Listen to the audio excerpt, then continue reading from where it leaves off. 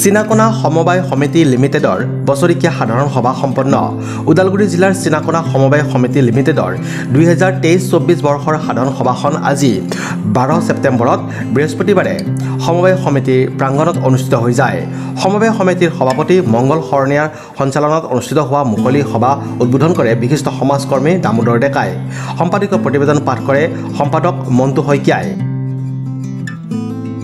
মুকলি সভাত সমবায় সমিতি ওদালগুৰি জিলাৰ উপপঞ্জীয়ক কাৰ্যালয় পৰ্যবেক্ষক তপন মালাকাৰ, পৰ্যবেক্ষক ধনপতি ৰয়, ভাৰত ৰাজবংশীৰ লগতে সমবায় সমিতি লিমিটেডৰ অন্তৰ্গত প্ৰায় 300 শতাধিক ৰাইজ উপস্থিত থাকে।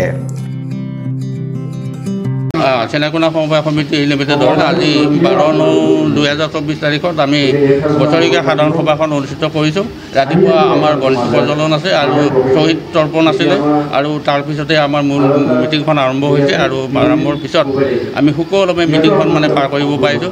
আৰু মোৰ সমবায়খনত 3162জন অংশীদাৰ আছে আৰু এই 3000 অংশীদাৰৰ ভিতৰত 25জন এজেণ্ট আছে। 25জন এজেণ্টে এই 17খন গাঁৱৰ ৰাইজক 19,488জন মানুহক তাৰমানে খাদ্য যোগান ধৰি আছে ভাৰতীয় খাদ্য নিগমৰ পৰা আনি পেলাই।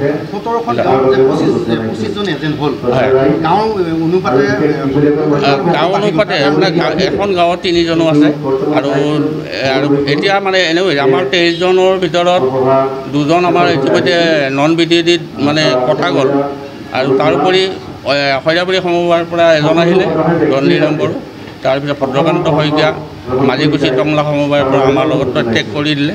এই তেওঁলোকক লৈ আমি মুঠ 25জন এজেণ্ট আছে। আমাৰ জিলা তৰফৰ পৰা আমাৰ অবজাৰভাৰ ওদালগুৰি জিলাৰ উপপঞ্জীয়ক কাৰ্যালয়ৰ পৰা তপন মালাকৰদেৱ আহিছে আৰু লগতে আমাৰ ধনপতি ৰয় ছুপাৰভাইজাৰ, চিনাকোনা সমবায় সমিতিৰ ছুপাৰভাইজাৰ আৰু তেখেত ইনস্পেক্টৰ জিলা ওদালগুৰি জিলাৰ সমবায় সমিতিসমূহৰ তেখেতো আহিছে আৰু লগতে আমাৰ আৰু এজন আহিছে ৰাজবংশী, তেখেত ইউডি বড়বাবু ওদালগুৰি জিলাৰ পঞ্জীয়কৰ বড়বাবু নতুনকৈ আহিছে। সুকলমে হৈ গ'ল সভাখন। বৰ্তমান আমি সভা এইমাত্ৰ ভংগ কৰিলোঁ আৰু সভা ভংগ ঘোষণা দিলে সভাপতিয়ে। সুকলমে আমাৰ আজিৰ কাৰ্যসূচী ৰূপায়ণ হৈ গ'ল আৰু সভা ভংগ কৰিলোঁ। নমস্কাৰ। আজি যিহেতু 12 তাৰিখ 12/9/2024 তাৰিখে আমাৰ চিনাকোনা বহুমুখী সমবায় সমিতিয়ে আজি AGM অৰ্থাৎ বছৰিকীয়া সাধাৰণ সভা পাতিছে। মই আহি দেখা পালোঁ ইয়াত এটা সুন্দৰ পৰিৱেশ, মানুহখিনি ইমান সমবায়ৰ প্ৰতি ৰাপ আছে, মই দেখি আচৰিত।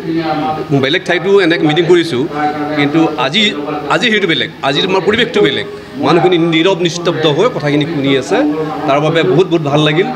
আৰু ইয়াত আমাৰ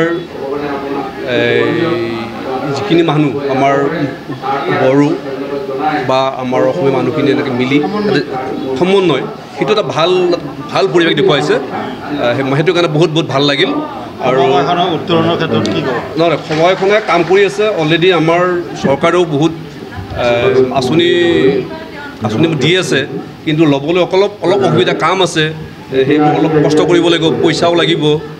এইখিনি কৰিলে সমবায়ৰ উন্নতি হ'ব। এইখন বুলি নহয়, যিকোনো সমবায়ৰ উন্নতি হ'ব বুলি মই আশা কৰোঁ।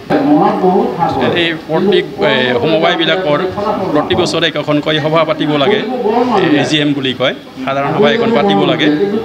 আৰু সেই সাধাৰণ সভাখন আজি অনুষ্ঠিত হৈছে চিনাকোনা সমবায় সমিতি লিমিটেডত।